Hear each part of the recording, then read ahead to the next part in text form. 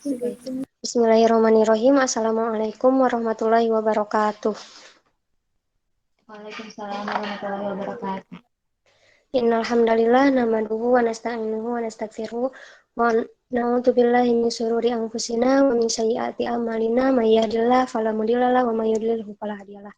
Asyhadu an la ilaha illallah wa asyhadu anna Muhammadan abduhu wa rasuluhu la nabiyya ba'da amma ba'du. Pertama-tama dan yang paling utama, marilah kita panjatkan puja, puji, serta syukur kita kepada Allah Subhanahu wa Ta'ala, Zat yang telah memberikan kita beribu-ribu kenikmatan, di antaranya nikmat iman dan nikmat Islam. Sholawat serta salam tetap tercurah limpahkan kepada junjungan kita, yakni Nabi Muhammad SAW. Baik, di sini saya kelompok 2 bersama rekan saya, Teh Rika Siti Jenab, ingin mempresentasikan salah satu materi pendidikan Pancasila, yaitu materi tentang Pancasila sebagai dasar negara. Untuk mempersingkat waktu, kita mulai saja. Pembahasan yang pertama akan dibahas oleh saya sendiri, yaitu tentang pengertian Pancasila. Seperti yang telah kita ketahui, Pancasila berasal dari bahasa Sanskerta yang terdiri dari dua kata, yaitu panca yang berarti 5 dan sila yang berarti prinsip atau asas. Hal itu berarti ada 5 pedoman penting rakyat Indonesia dalam kehidupan berbangsa dan bernegara. Kalimat sila tersebut ialah ketuhanan yang Maha Esa, kemanusiaan yang adil dan beradab, persatuan Indonesia, kerakyatan yang dipimpin oleh hikmah kebijaksanaan dalam permusyawaratan perwakilan, dan keadilan sosial bagi seluruh rakyat Indonesia. Pancasila juga dapat diartikan sebagai ideologi dari negara Indonesia atau sering disebut rumusan kehidupan berbangsa dan bernegara. Lanjut deh.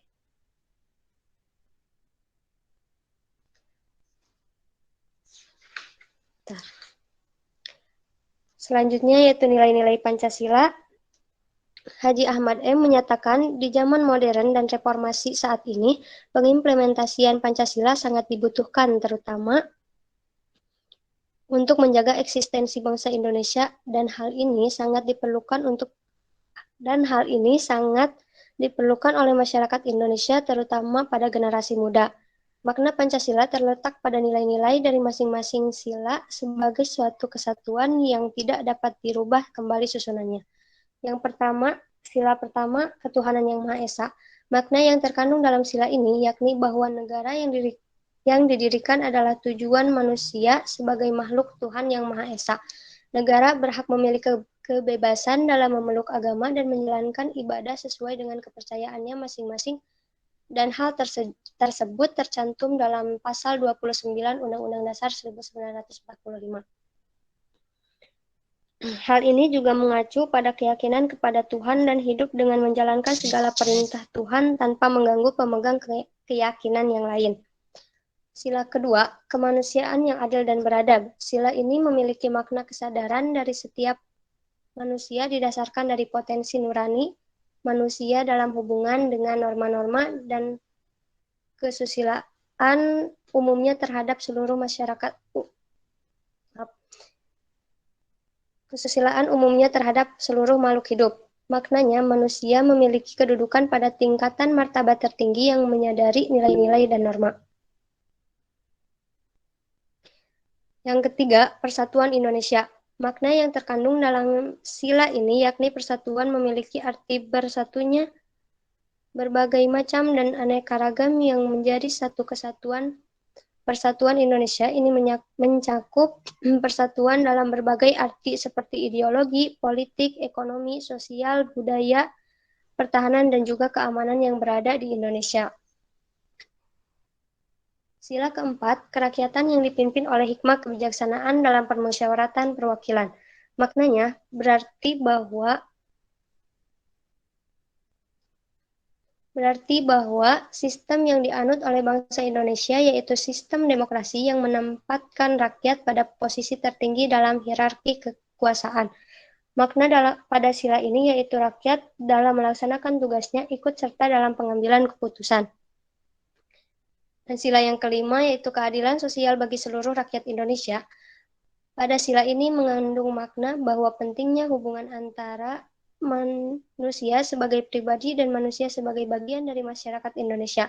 Hal tersebut meliputi keadilan distributif, keadilan legal, dan keadilan komunikatif. Pada intinya, seluruh masyarakat memiliki hak untuk mendapatkan keadilan tanpa perbedaan. Selanjutnya, implementasi nilai-nilai Pancasila. Nilai-nilai Pancasila yang sebelumnya sudah dijelaskan perlu untuk diimplementasikan dalam berbagai bidang demi menjaga eksistensi bangsa Indonesia yang diantaranya pertama, implementasi Pancasila dalam bidang politik. Pada bidang politik ini, nilai-nilai Pancasila dapat diimplementasikan seperti saling menghormati dan menghargai pilihan setiap orang, aktif dan ikut serta dalam proses pemilihan pemimpin baik desa maupun negara, dan tidak menyebarkan isu lawan politik dengan berita hoax atau tidak benar atau fitnah. Yang kedua, implementasi Pancasila dalam bidang ekonomi. Keberhasilan dari suatu bangsa dapat dilihat dari sumber daya ekonomi masyarakatnya. Pada bidang ekonomi, Pancasila dapat diimplementasikan dengan cara-cara yang sederhana pada kehidupan sehari-hari seperti aktif dalam koperasi, selalu membeli dan menggunakan produk lokal atau dalam negeri, melakukan kerja sama ekspor impor. Yang ketiga, implementasi Pancasila dalam bidang pertahanan dan keamanan. Penerapannya dengan cara melakukan aksi bela negara. Bangsa Indonesia berhak dan wajib membela serta mempertahankan kemerdekaan sesuai dengan pembukaan Undang-Undang Dasar 1945, yakni meliputi segenap rakyat Indonesia dan seluruh tumpah darah Indonesia menentang segala bentuk penjajahan yang menganut politik.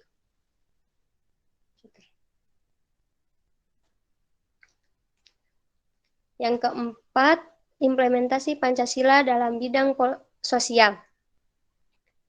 Pengembangan sosial budaya pada masa ini perlu mengangkat nilai-nilai yang dimiliki bangsa Indonesia sebagai dasar negara, yakni nilai-nilai Pancasila itu sendiri. Hal tersebut dapat diimplementasikan dengan cara saling menjaga dan menghargai, juga mempelajari budaya antara daerah yang terdapat di Indonesia. Dan yang terakhir, implementasi Pancasila dalam bidang pendidikan. Pada dunia pendidikan, menerapkan nilai-nilai Pancasila dapat dilaksanakan pada momen tertentu yang tepat, seperti pada peringatan Sumpah Pemuda, Hari Kemerdekaan, Hari Pahlawan, dan hari-hari besar lainnya. Hal ini dapat mendorong siswa untuk belajar dengan bersungguh-sungguh agar dapat mengharumkan dan membanggakan negeri tercinta kelak. Mungkin itu yang dapat saya sampaikan. Selanjutnya penjelasan diserahkan kepada Teh Rika. Enggak, Teh Rika. Baik, di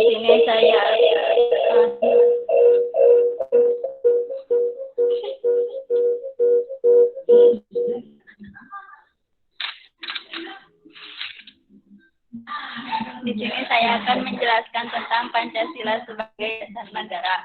Pancasila sebagai dasar negara artinya adalah sebagai fondasi negara dan pegangan bangsa yang kuat sehingga bangsa Indonesia memiliki ideologi sendiri dan mampu berdiri menjadi bangsa yang kokoh tanpa dipengaruhi oleh bangsa-bangsa lainnya.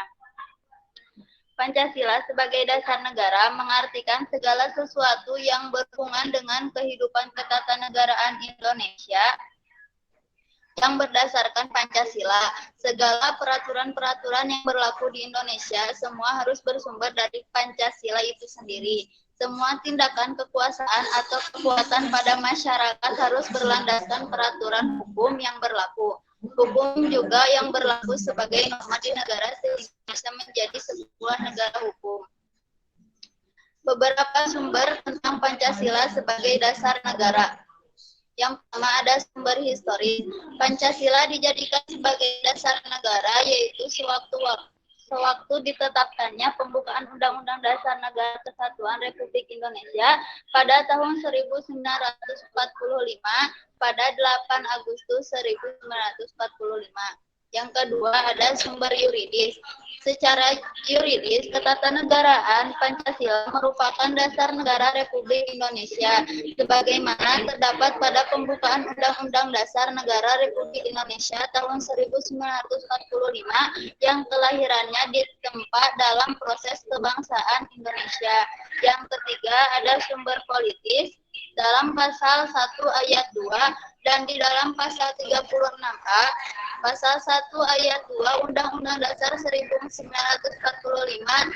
terkandung makna bahwa Pancasila menjelma menjadi asa dalam sistem demokrasi konstitusional. Konsekuensinya, Pancasila menjadi landasan etik dalam kehidupan politik bangsa Indonesia. Yang terakhir ada sumber sosiologis. Menurut Latif, yaitu pimpinan MPR dan tim kerja sosialisasi MPR periode 2009 sampai 2014, menguraikan pokok-pokok moralitas dan haluan kebangsaan kenegaraan menurut alam Pancasila. Yang pertama, nilai-nilai ketuhanan atau religiusitas sebagai sumber etika dan spiritualitas yang bersifat vertikal transcendental dianggap penting sebagai fundamental etika kehidupan bernegara. Yang kedua, nilai-nilai kemanusiaan universal yang bersumber dari hukum Tuhan, hukum alam, serta sifat-sifat sosial yang bersifat horizontal dianggap penting sebagai fundamental etika politik kehidupan bernegara dalam pergaulan dunia. Yang ketiga, ada nilai-nilai etis kemanusiaan harus mengakar kuat dalam lingkungan pergaulan kebangsaan yang lebih dekat sebelum menjangkau pergaulan dunia yang lebih jauh. Yang keempat, nilai ketuhanan, nilai kemanusiaan, dan nilai serta cita-cita kebangsaan itu dalam aktualisasinya harus menjunjung tinggi kedaulatan rakyat yang dipimpin oleh hikmat kebijaksanaan. Yang terakhir, nilai ketuhanan, nilai kemanusiaan, nilai dan cita kebangsaan, serta demokrasi permusyawaratan itu memperoleh artinya sejauh dalam mewujudkan keadilan sosial. Selanjutnya, saya akan menjelaskan tentang kedudukan Pancasila sebagai dasar negara. Yang pertama, Pancasila sebagai dasar negara adalah sumber dari segala sumber tertib hukum Indonesia. Yang kedua, meliputi suasana kebatinan dari Undang-Undang Dasar 1945. Yang ketiga, mengandung norma yang mengharuskan Undang-Undang Dasar mengandung isi yang mewajibkan pemerintah dan lain-lain memegang teguh cita-cita moral rakyat yang luhur, mewujudkan cita-cita hukum bagi dasar negara, baik tertulis maupun tidak tertulis. Yang terakhir, merupakan sumber semangat abadi Undang-Undang Dasar 1945 bagi penyelenggaraan negara, para pelaksana, dan pemerintahan. Sekian, terima kasih. Selanjutnya, saya kembalikan ke moderator. Baik, mungkin itu saja yang bisa kami sampaikan. Mohon maaf apabila ada kesalahan. Untuk pertanyaannya bisa dilanjut di WA Group. Sekian. Terima kasih. Assalamualaikum warahmatullahi wabarakatuh. Waalaikumsalam warahmatullahi wabarakatuh.